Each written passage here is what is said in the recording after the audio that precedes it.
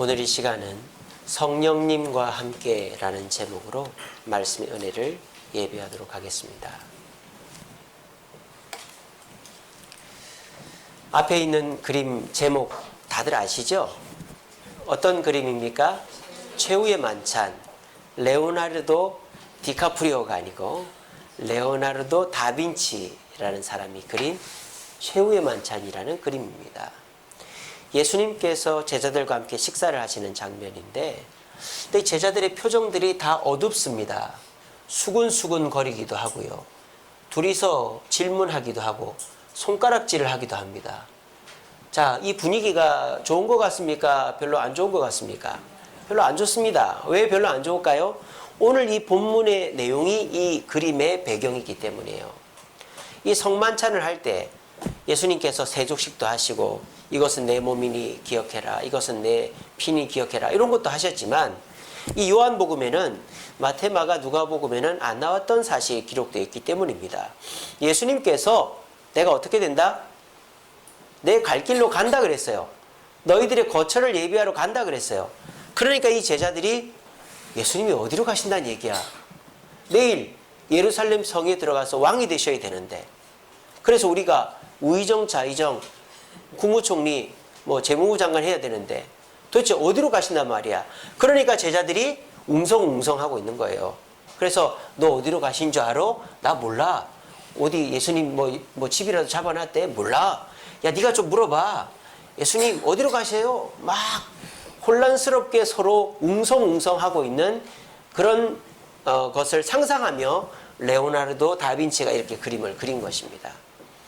그래서 오늘 본문에도 이 불안함이 나오죠. 도마가 이렇게 얘기합니다. 주께서 어디로 가시는지 그 길을 우리가 어찌 압니까? 주님 어디로 도대체 갑니까? 라고 물어본 거예요. 그랬더니 예수님이 뭐라고 얘기합니까? 답을 얘기하죠. 나는 너희들의 거처를 예비하러 간다. 그리고 나는 아버지께로 간다. 그렇게 얘기했단 말이에요. 그랬더니 또 빌립이 질문합니다. 빌립이 이렇게 질문합니다. 주여, 그 아버지가 도대체 누굽니까? 예수님의 아버지가 누굽니까? 예수님의 아버지가 요셉입니까? 예수님의 아버지가 누굽니까? 하나님 아닙니까? 근데 이 빌립은 지금 제정신이 아닌 거죠. 멘붕이 온 거예요. 주여, 그 아버지가 누굽니까? 아버지를 좀 해달라? 보여달라 그럽니다. 그러면은 우리가 마음을 좀 불안하고 이 두려운 마음을 내려놓겠습니다. 이렇게 얘기를 한 거예요. 그랬더니 예수님이 뭐라 합니까? 또 친절하게 얘기를 했어요. 얘들아, 너희들이 나를 보면 내 아버지를 본 거 아니냐? 나를 보면 내 아버지를 본 거다. 내 아버지는 너희들 눈에 보이는 분이 아니야. 나는 내 아버지를 대신해서 내 아버지의 모습을 보여주기 위해 이 땅에 온 거잖아. 내가 몇 번이나 얘기했잖아 라고 얘기하시는 거예요. 그래도 제자들은 못 알아듣고 있는 거예요. 자, 이런 상황을 우리 사자성어로 뭐라 그래요? 동문서답이라고 하는 거예요. 동문서답. 여러분, 동문서답은 어떨 때 이루어지는 겁니까? 서로의 속마음이 다를 때 이루어지는 거예요. 서로가 답을 다르게 생각할 때 동문서답을 하는 거죠. 서로가 이제 스무고개라는 게임 아시죠?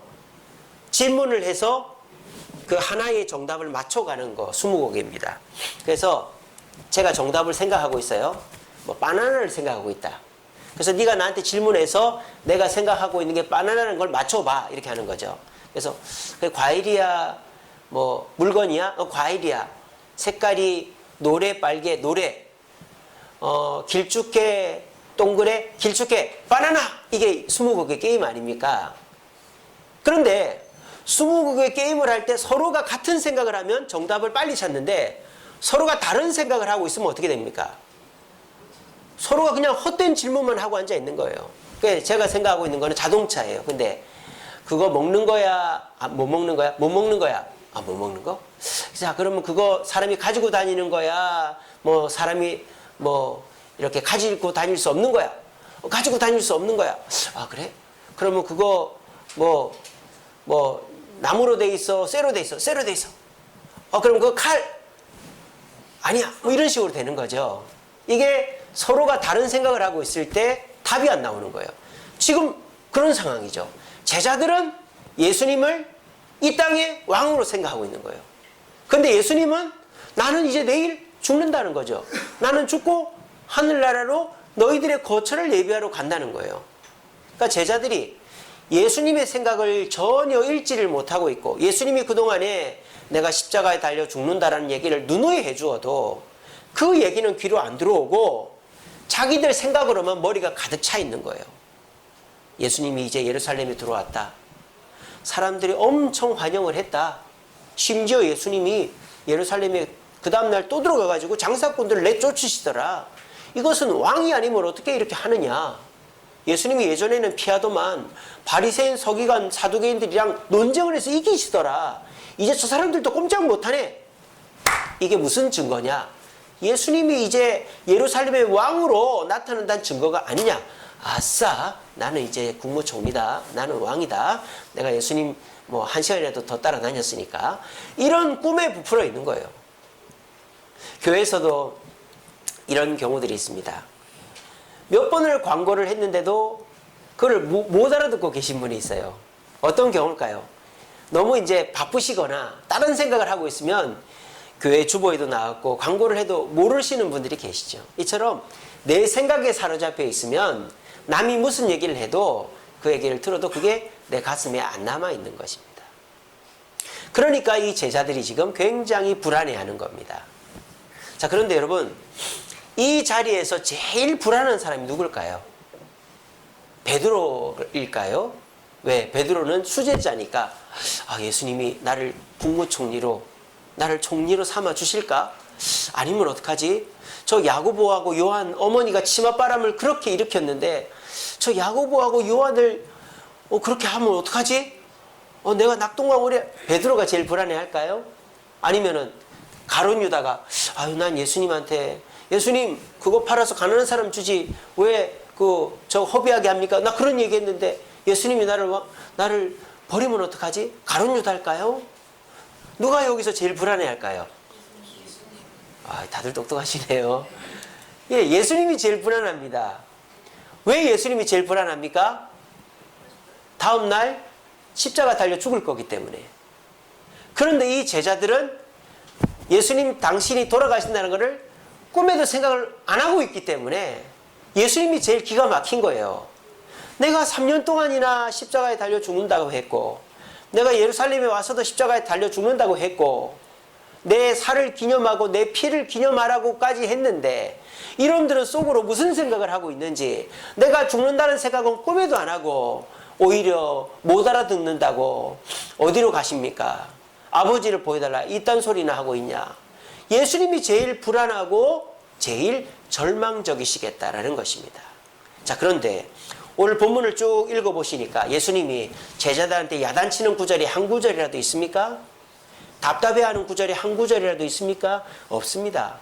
이 자리에서 제일 절망스러워해야 될 분은 예수님이지만 이 자리에서 전혀 절망하거나 두려워하지 않는 분이 예수님이에요. 아니, 왜 그럴까요? 오늘 이 자리에도 몸이 아프고 사업이 힘들고 가정에 어려움이 생겼어요.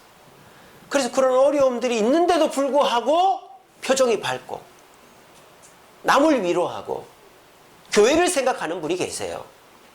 그런데 그런 분들보다는 문제가 없다고는 말 못하지만 조금 있는데 그 문제 때문에 고민하고 표정이 어둡고 교회도 안 나오고 이 방법 저 방법 써보는 분도 있단 말이에요. 아니, 도대체 예수님은 가장 두려워하고 절망을 느껴야 될 분이 두려움을 느끼지 않고 있고, 제자들은 오히려 두려움을 느끼고 있는 이유가 뭘까요? 그것은 바로 예수님은 지금 성령님을 의지하고 있기 때문입니다. 오늘 16절부터 18절까지 예수님이 누구에 대해서 얘기합니까? 성령님에 대해서 얘기합니다. 지금 이 제자들, 예수님이 십자가 달리기 전날 밤임에도 불구하고 하나도 눈치채지도 못하고 하나도 그것에 대해서 준비하지도 않고 오히려 들떠 있습니다. 내일이면 예수님이 왕이 되신다. 얼마나 예수님이 답답하겠습니까? 얼마나 이놈들을 놓고 내가 어떻게 죽나 이렇겠습니까? 근데 예수님은 전혀 두려워하지 않는다. 왜? 예수님이 가시면 성령님이 오실 것이기 때문입니다. 그리고 그 성령님이 오시면 예수님이 계신 것보다 더 잘 돌봐줄 수 있기 때문입니다. 그래서 예수님이 맨 마지막에 뭐라고 하십니까? 18절 말씀에 내가 너희를 뭐같이? 고와 같이 버려두지 않겠다라고 말씀하신 것입니다. 예수님이 이 땅에 계시지 않지만 예수님이 성령님을 이 땅에 보내실 것이기 때문에 그 성령님이 오시면 우리 제자들은 고아와 같이 버려진 것이 아니라 더 담대하게 주님이 하신 말씀 또 지상명령을 이룰 수 있기 때문에 예수님은 절망하지 않고 두려워하지 않고 계시다라는 것입니다. 여러분, 오늘은 2019년도 마지막 주입니다. 52주째입니다. 이제 이틀 후면 2020년도가 시작됩니다. 2019년도가 끝나요. 여러분, 시험이 내일이라고 생각을 해보세요. 그러면 어떻습니까? 공부를 안 하고 있어도 불안합니다. 공부를 안 하고 있어도. 그러니까 잠도 잘 안 오고 음식을 먹어도 소화가 안 되고, 그 수능 날에는 뭐 미역국만 먹어도 설사를 하고 뭐 그러잖아요. 왜? 긴장이 되니까. 혹시 여러분들도 2019년도 한 해를 쭉 보내면서 내가 이런 계획도 했었고 또 이것도 마무리 지어야 되고 내가 이런 문제가 있는데 이틀밖에 안 남았는데 어떡하지 불안하고 절망스럽고 올 한 해 이렇게 보냈으니 2020년도 맞이해봐야 뭐하냐, 그런 두려움과 절망의 마음들이 드실 것입니다. 자, 그런데 저는 이 시간에 여러분들에게 단언하고 싶은데, 두려움과 절망이 문제가 여러분들에게 그 두려움과 절망을 주는 것이 아니고 성령님과 함께 하느냐 안 하느냐가 그 두려움과 절망을 내가 품고 있느냐 버리느냐의 관건이다라는 것을 기억하시기 바랍니다. 예수님은 이 자리에서 가장 두려움과 절망을 가져야 될 분이지만 두려워하지 않고 있습니다. 왜? 성령님을 의지하고 있기 때문에. 그런데 이 제자들은 성령님을 의지하지 않고 있기 때문에 자기들이 예수님과 함께하지 못하고 자기들이 원하는 바를 이루지 못할까 봐 두려워하고 절망하고 있다는 것입니다. 오늘 이 자리에 계신 저와 여러분들의 두려움과 그 절망 얼마나 큽니까? 주님보다 큽니까? 우리 주님이 감당 못할 정도입니까? 그런 것은 없습니다. 우리 주님을 가슴에 모시고 성령님과 함께 한다면 여러분의 그 두려움과 절망은 절대 이어지지 않고 주님께서 그때그때 해결해 주시는 줄로 믿으시기를 바랍니다. 자, 그러면 이 성령님은 어떤 분이시길래 우리 두려움과 절망을 해결하실 수 있는가? 첫 번째, 이 성령님은 조력자이십니다. 오늘 본문에 보면 성령님을 이렇게 소개하고 있습니다. 16절에 그가 또 다른 보혜사를 너희에게 주사, 하나님께서 우리에게 또 다른 보혜사라 그랬어요. 이건 뭡니까? 예수님도 보혜사지만 성령님은 더 좋은 보혜사다, 이런 뜻입니다. 보혜사, 보호할 보자, 은혜의 자, 스승사자, 보호하고 은혜를 주는 스승이다라는 거죠. 그래서 우리 성령님은 첫째로 우리의 스승이 되십니다. 조력자, 우리를 도와주는 스승이 되는 분입니다. 그래서 저와 여러분들이 아무 준비가 되어 있지 않는 상태에서 일이 잘 안 되고 자녀에게 문제가 생기고 병이 있다는 진단을 받았어요. 그때 우리 마음에 아무 준비가 되어 있지 않는 상태에서 충격파가 오면 충격을 받습니다. 저도 그렇고 여러분들도 그렇고 모두가 충격을 받죠. 생기지 않을 일이 생기고 예상치 못한 일이 터지면 충격 안 받을 사람이 누가 있겠습니까? 근데 그때 우리는 어떻게 해야 됩니까? 큰일 났다, 망했네, 이렇게 하는 게 아니라 재빨리 성령님을 의지해야 된다는 겁니다. 그러면 그 성령님이 그 순간에 긴급 조치를 해주셔서 우리가 충격을 덜 받게 해주신다는 것입니다. 더 좋은 방법은 뭘까요? 우리가 예상을 할 수 없는 일도 많겠지만 만약에 예상할 수 있는 어떤 일이다, 내가 누구를 만난다, 저 사람이 나한테 무슨 얘기를 할까, 내가 어떤 일을 이제 해야 된다, 이게 잘 될까 안 될까, 또는 내가 병원에 가서 진단을 받는다, 내가 어떤 병이 있을까, 내가 어떤 일을 예상할 수 있다면 미리 어떻게 하면 좋습니까? 성령님께 기도하는 게 좋죠. 성령님, 내가 누구를 만납니다, 내가 병원에 가 진단을 받습니다, 내가 어떤 일을 합니다, 내 마음을 지켜주시고 도와주세요. 그러면 그 성령님께서 우리를 도와주신다는 거예요.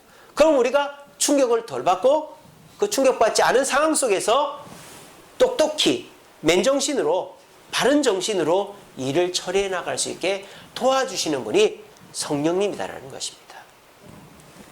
저는 최근에 이런 성령의 도움을 경험했습니다. 저희 주세움교회가 지금 제가 이제 교회를 목회하면서 지금 겪고 있는 문제들이 가장 큰 건 이제 교회 건축에 대한 부분이고, 이제 두 번째는 이 전도사님을 구해야 되는 부분이었어요. 근데 이 교회 건축에 대한 부분도 하나님께서 지금까지 잘 인도하셔서 잘 해결되어 오고 있습니다.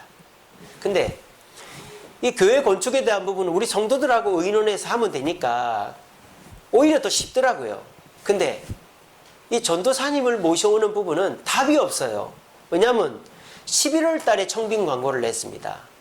늦은 거예요. 보통 9월 말에 내야 됩니다.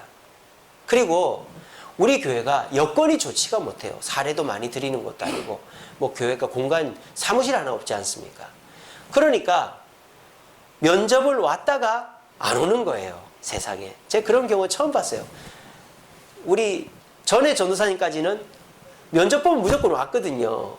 근데 면접을 5명을 봤는데 면접 보고 안 온다는 거예요. 아, 정말 전도사가 없긴 없구나. 신학을 안 하긴 안 하는구나. 정말 이제는 전도사 구하기가 하늘의 별 따기가 되어져 가고 있구나. 그래서 절망을 했어요. 그래서 제가 우리 장로님이나 또 우리 중고등부 아이들한테 양해를 구했습니다. 내년엔 전사님이 없을 수도 있겠다. 내년 한 해만 좀 참아다오. 그렇게 얘기를 해놨어요. 그런데도 제가 자신이 없는 거예요. 할 수는 있지만 이 아이들, 우리 청년들을 제대로 케어해 줄 자신이 없는 거예요. 그래서 주님께 기도하죠. 새벽마다 주님 어떻게 하면 좋습니까? 우리 수도권에 있는 신대원이란 신대원에는 청빙 공고를 다 냈고 이력서가 와서 면접을 봐도 면접 보고는 안 오고 이러는 상황인데, 그렇다고 우리 청년들 학생들 그냥 예배만 드리고 가라고 할 수도 없고 제가 다 돌아볼 수도 없고, 주님 어떻게 하면 좋습니까? 어떻게 하면 좋습니까? 막 기도를 했어요.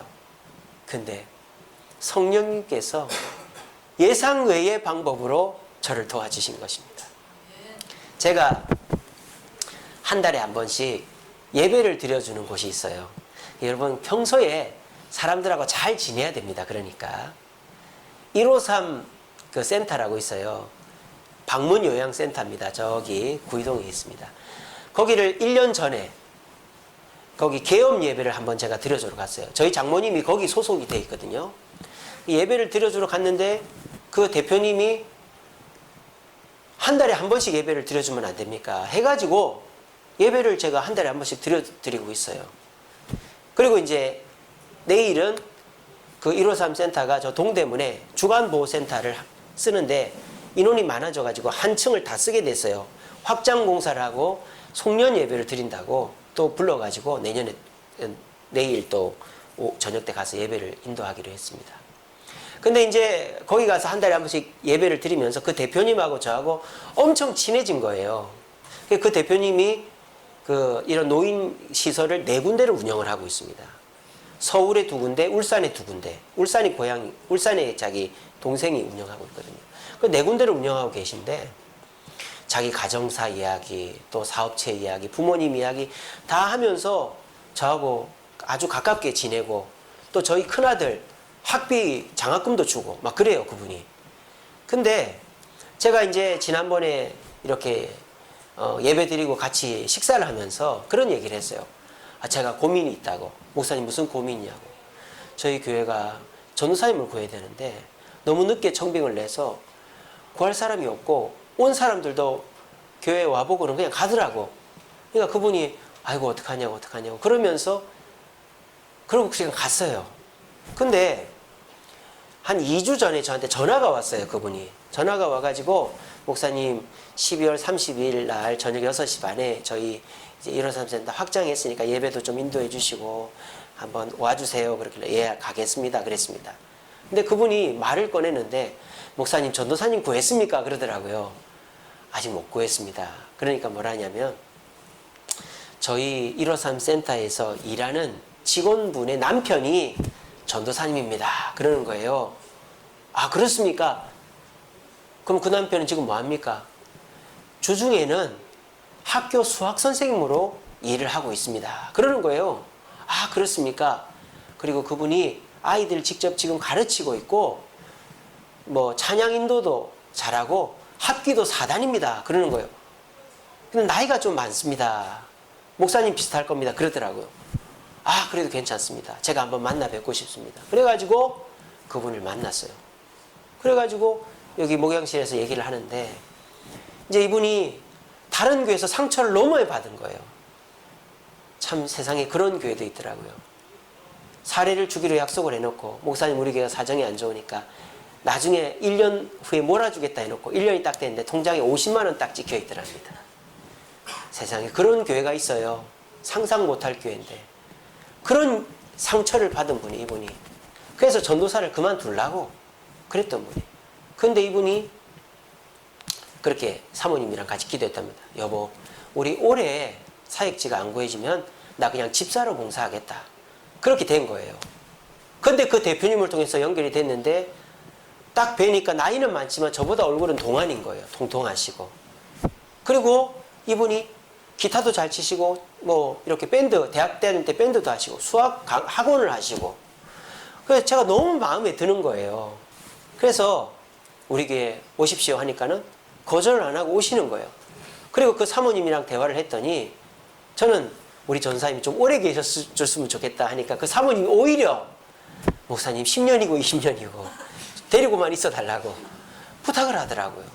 그러니까 이분은 1, 2년, 2년 만에 옮길 분이 아닌 것이죠.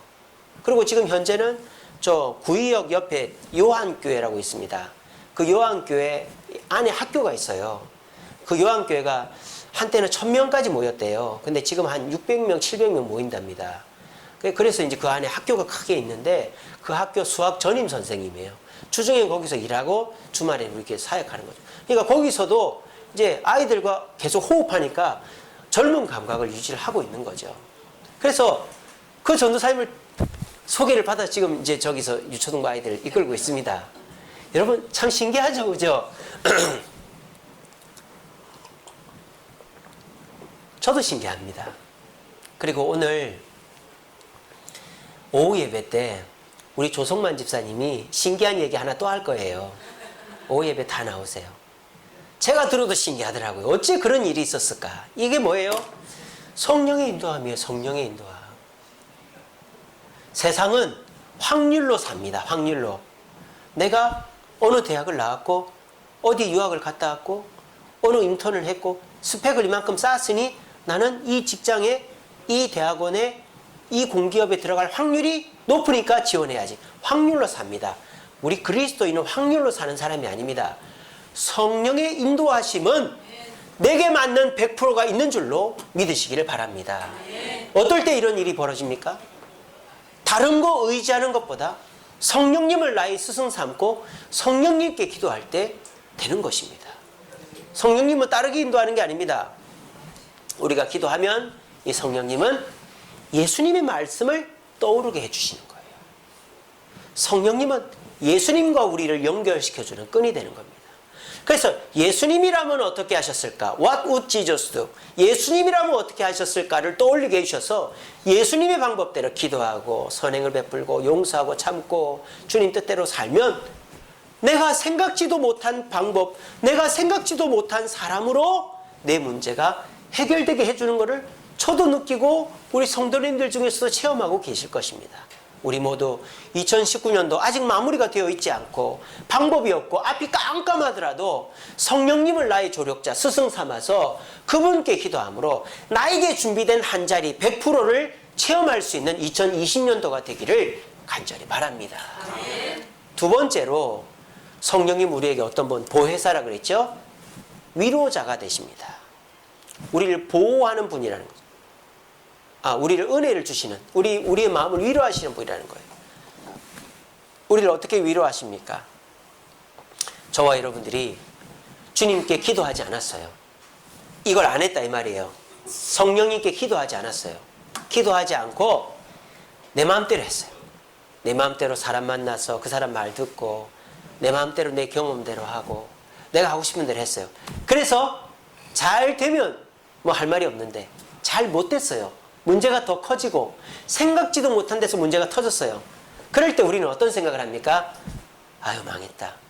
이거는 내가 잘못해서 된 거니까 내가 이걸 가지고 어떻게 하나님께 기도하겠나? 어떻게 목사님한테 얘기하겠나? 그냥 내가 수습하고 말지. 이래 된단 말이에요. 여러분, 절대 그렇게 하시면 안 됩니다.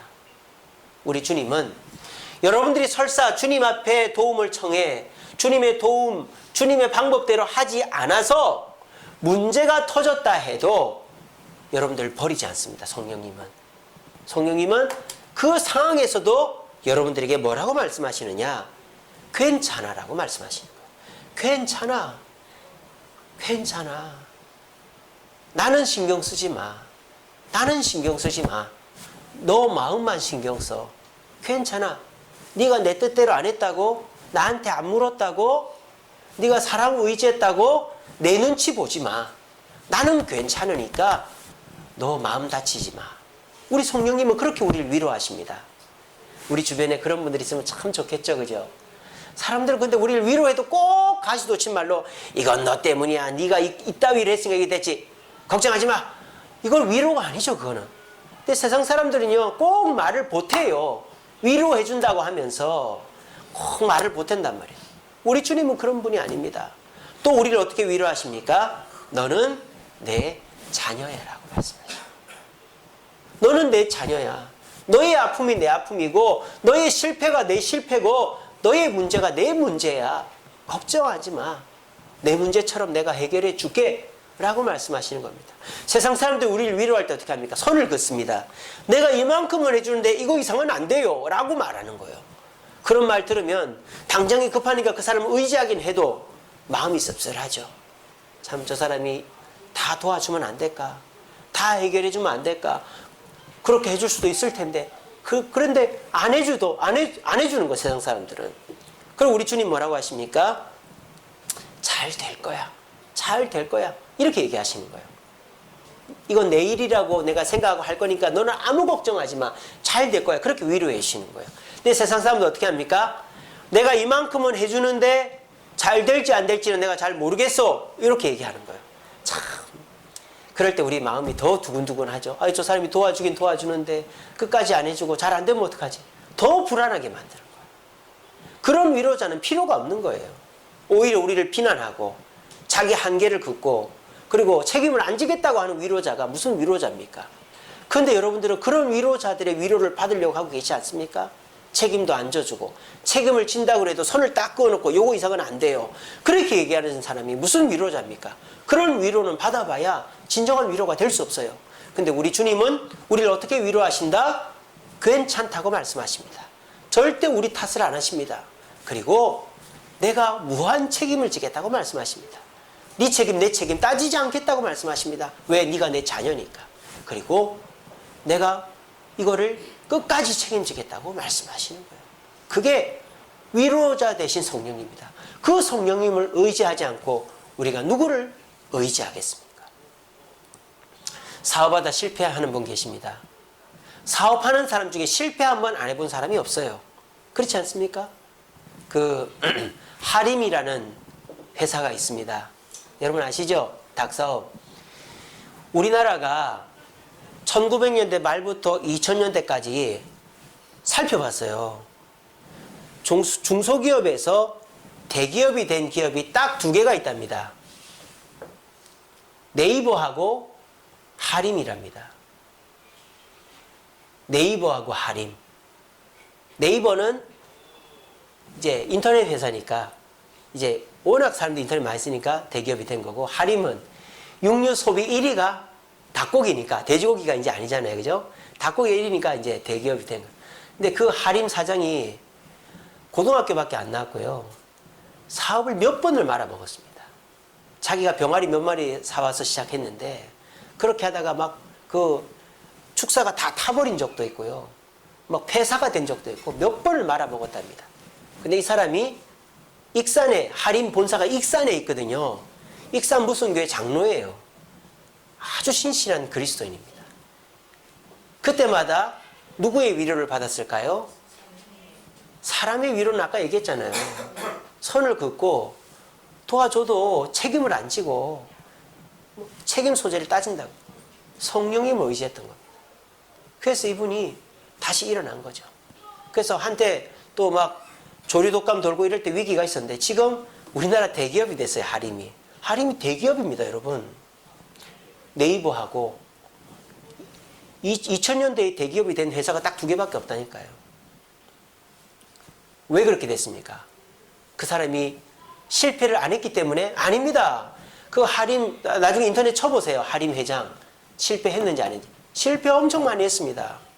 근데 그 사람이 예수 믿는 사람이에요. 그리고 교회 장로예요. 자기가 교회를 지어줬어요. 아예. 익산에다가. 그리고 이 사람이 하나님께 의지하는 거예요. 성령님만 의지하는 거예요. 사람을 의지하는 게 아니라. 그리고 자기가 하나님을 의지했더니 마음의 위로가 되어서 일어서니까 결국 이제는 웬만하면 넘어지지 않는 대기업의 반열에 올라선 겁니다. 이렇게 사업하는 사람들, 큰일 하신 분들은 넘어졌을 때 돈이 필요하지 않습니다. 방법이 필요하지 않습니다. 이미 돈 나올 때는 있습니다. 이미 사업할 때 지인들이 많아요. 그래서 과거 경력을 보고 돈 빌려달라면 빌려줄 수 있는 사람이 있어요. 또 자기 노하우도 많아요. 실패해 본 사람이 다시 일어서는 거예요. 노하우도 많아요. 근데 사업한 사람이 재기 못하는 사람은 뭐 때문인지 아십니까? 돈이 없어서, 방법이 없어서가 아니고 위로를 못 받아서 그렇습니다. 주변에 사람이 없어서 그렇습니다. 사람이 없으면 재기할 수 없습니다. 사업 한창 바쁠 때 가족하고도, 아내하고도 멀어지고, 형제하고도 멀어지고, 친구하고도 멀어지고, 지인하고도 멀어지고, 그래서 내가 이 사업 천년만년 갈 것 같이 그렇게 혼자서 독불장군처럼 사업하던 사람 한번 휘청하고 나면 그 사람 사업이 아직 남아있어도 그 사업 다시 못 일으키는 거예요. 왜? 말 한마디 거들어주는 사람이 없거든요. 기댈 데가 없거든요. 사업하는 사람 망한 다음에 다시 일어서는데 가장 중요한 거는 위로자입니다. 괜찮아. 괜찮아. 내가 책임져 줄게. 내가 뭐 도와줄까? 잘 될 거야. 너 다시 될 거야. 뭐 돈 안 보태줘도 돼요. 안 가르쳐줘도 돼요. 요 말만 해줘도 그 말 듣고 자기 머릿속에 있는 방법 가지고 자기가 돈 끌어다 다시 일어서는 거예요. 우리 자리에 계신 저와 여러분, 여러분들은 실패했을 때 누구를 의지하고 있습니까? 돈 줄 사람? 이 실패를 바꿀 수 있는 방법을 가르쳐 줄 사람 의지하고 있습니까? 여러분, 그렇게 그런 사람들 의지한다고 한들 100% 우리에게 위로해 주는 거 아니에요. 그래 놓고 100% 도와주는 거 다 자기 속에 있어요. 도와준다고 하는 사람 공짜로 도와주는 게 어디 있습니까? 그런 거 의지하지 마세요. 우리는 그 하림 회장처럼 하나님을 의지해야 됩니다. 우리 하나님은요, 위로도 100% 해주시고 그 위로를 듣고 하나님만 의지하면 돈도 환경도 방법도 다 밀어주셔서 반드시 우리를 일어서게 해주실 수 있는 진정한 위로자 되신다는 사실을 믿고 2020년도에는 성령을 의지하여 일어설 수 있는 저와 여러분들 되시기를 간절히 바랍니다. 마지막으로 이 성령님은 어떤 분인가? 보혜사라 그랬죠? 대언자가 되십니다. 대언자. 그래서 우리가 영어로 advocate라고 그러잖아요. advocate, 변호하다. advocator, 변호사 아닙니까? 성령님은 변호사예요. 자, 보세요. 1단계. 성령님의 방법대로 기도하고 해야 되는데 여기서 사람을 의지하고 내 지식을 의지했어요. 실패했어요. 2단계. 괜찮아. 너는 내 자녀야. 잘 될 거야. 내가 책임져 줄게. 위로를 해줬어요. 위로를 해줬는데 2단계에서 성령을 의지하고 위로를 받아서 주님께 돌아와야 되는데 여기서 안 돌아왔어요. 그래서 여기서 적당히 위로만 받고 다시 뒤로 돌아가 버렸어. 그렇게 해서 두 번째 또 실패했어요. 그러면 성령님이 어떻게 할까요? 어이구, 이 나쁜 놈아. 나 의지하라 그랬지. 내 뜻대로 하라 그랬지. 한 번 실패했으면 됐지. 또 실패. 이제 너 안 도와줄 거야. 세상 사람들은 그렇게 하죠. 근데 우리 주님은 어떻게 하신다? 그렇게 실패하고 나도 그 문제에 대해서 발벗고 나서서 우리를 변호해 주신다 이 말이에요. 이거는 무한 반복입니다. 여러분들이 대언을 받고 조금 나아져서 또 돌아가서 또 실패하고 와도 대언해 주시고, 또 실패하고 와도 또 대언해 주시고, 우리 부모님들처럼요. 여러분 어머니가 돈이 어디 있습니까? 근데 여러분들이 사고 치고 오면은 무조건 가서 사과합니다. 잘못했습니다. 제가 보상할게요. 돈 줍니다. 그리고 또 사고 치고 와요. 잘못했습니다. 제가 보상해 또 돈 주고 와요. 그래서 여러분들은 생각할 때, 와, 우리 엄마는 돈이 많은가 봐. 어떻게 내가 사고만 치면 저렇게 돈이 나오지? 철없을 때 그렇게 생각하셨죠. 그 돈이 어디서 나왔겠습니까? 어머니가 모아둔 돈, 어머니가 어디서 빌려오고, 어디서 사정해서 우리를 메꿔준. 그러면서도 우리 어머니들은 어떻게 합니까? 걱정하지 마. 내가 다 책임져 줄게. 너 어깨 늘어뜨리지 말고 자신감 있게 해. 어디 가서든지 우리를 대언해 주시고, 어디 가서든지 우리의 뒷감당을 해주신 분이 우리 어머니 아니었습니까? 물론 아버지들도 그렇게 하시지만 우리 부모님 아닙니까? 우리 성령님도 똑같다라는 것입니다. 여러분들이 성령님의 말을 안 듣고 위로를 안 듣고 자꾸 실패해도 성령님을 부르면, 찾으면 그 문제를 수습해 주시고 해결해 주신다는 것이 성령님이라는 것입니다. 그래서 여러분, 어떤 모습으로라도 돌아오기만 하면 성령님은 여러분을 도와주세요. 그걸 믿으시고 우리 모두 우리의 모든 문제를 우리 부모님들처럼 해결해 주시는 그 성령님을 의지하여 2020년도에는 실패가 아니라 성공을 이어나가는 저와 여러분들 되시기를 간절히 바랍니다. 우리 이 말씀 읽고 마치겠습니다. 시작.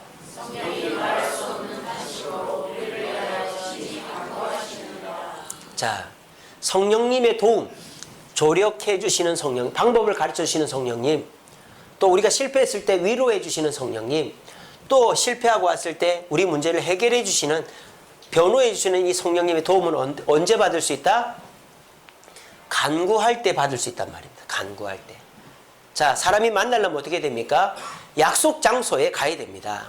우리 몇 시에 어디서 만나자 해놓고는 다른 데 가버리면 못 만나는 거예요. 성령님은 어디서 만날 수 있습니까? 기도할 때 만날 수 있습니다. 왜? 성령님은 우리를 위해서 말할 수 없는 탄식을 하는 분이기 때문에, 우리의 삶의 현장에서 우리를 막 뜯어 말리고 우리를 뒤로 제껴놓고 하는 게 아니라, 아이고 저놈 저렇게 하면 안 되는데, 아이고 저기 가면 안 되는데, 저런 말 하면 안 되는데, 저렇게 하면 안 되는데, 이렇게 탄식하고 계신 분이 성령님이라고요. 근데 그 탄식하는 성령님을 만날 수 있는 곳은 어디다? 기도하는 곳이다라는 것입니다. 그래서 여러분들이 순간순간 기도하고 주님을 부르면 그 기도를 들으시고 성령님이 나타나시는 거예요. 저도 그렇습니다. 저는 여러분들을 도와주고 싶고 많은 사람들을 도와주고 싶은 성품이에요. 근데 제가 내성적이라 남이 부탁을 안 하는데 도와주지는 않아요. 왜? 신뢰가 될까 봐. 물어보지도 않는데 대답을 해주거나 요청을 하지도 않는데 만나주거나 이러진 않아요. 근데 누가 만나달라 하면 저는 새벽 2시에도 만나줍니다. 누가 요청을 하면 제가 할 수 있는 한 도와줍니다. 저는 성령님도 이와 비슷하다고 생각해요. 요청을 안 하면 성령님은 안 도와주는 거예요. 일부러 안 도와주는 게 아니라 너무 인격적이시고 너무 섬세하시기 때문에. 근데 여러분들이 성령님께 기도로 나를 도와주세요 하면 득달같이 와서 도와주신다는 것입니다. 그래서 우리는 2주 동안 연말연시 특별 새벽 기도를 합니다. 여러분, 이번 특별 새벽 기도에 우리 모두 나옵시다. 나와서 기도합시다. 여러분들이 돈을 좀 더 모으는 것보다, 잠을 좀 더 자는 것보다, 여러분들이 좀 더 똑똑해지는 것보다 성령님을 의지하는 것이 여러분의 문제를 해결하고 방법을 찾는 좋은 길이 될 것입니다. 그래서 우리 특별 새벽기도 내일부터 합니다. 2주 동안. 그래서 올 한 해를 돌아보며 성령님, 내가 주님을 의지하지 못했으면 용서해달라고, 그리고 2020년도에는 주님을 의지하겠사오니 나를 도와달라고 기도하시는 거예요. 그래서 순간순간 주님을 의지하면 그 주님께서 방법도 떠올리게 해주시고 위로도 해주시고 변호도 해주시는 거예요. 이것이 이틀밖에 안 남은 우리의 2019년도지만 두려워하지 않고 당당하게 2019년도를 마무리하고 2020년도를 희망차게 맞이할 수 있는 비결이다라는 것입니다. 저는 성령님을 의지하는 자, 2020년도를 두려움 없이 예수님처럼 희망차게 맞이할 수 있다고 생각합니다. 여러분, 우리 모두 성령님을 의지할 수 있도록 지금부터 마음에 다짐하시고 내일부터 특별 새벽 기도에 나오심으로 성령을 의지하여 두렵고 절망적인 상황이지만 예수님처럼 두려워하지 않고 절망하지 않고 기대하고 희망차게 살아갈 수 있는 저와 여러분 되시기를 간절히 바랍니다. 기도하겠습니다. 사랑해 주님 감사합니다.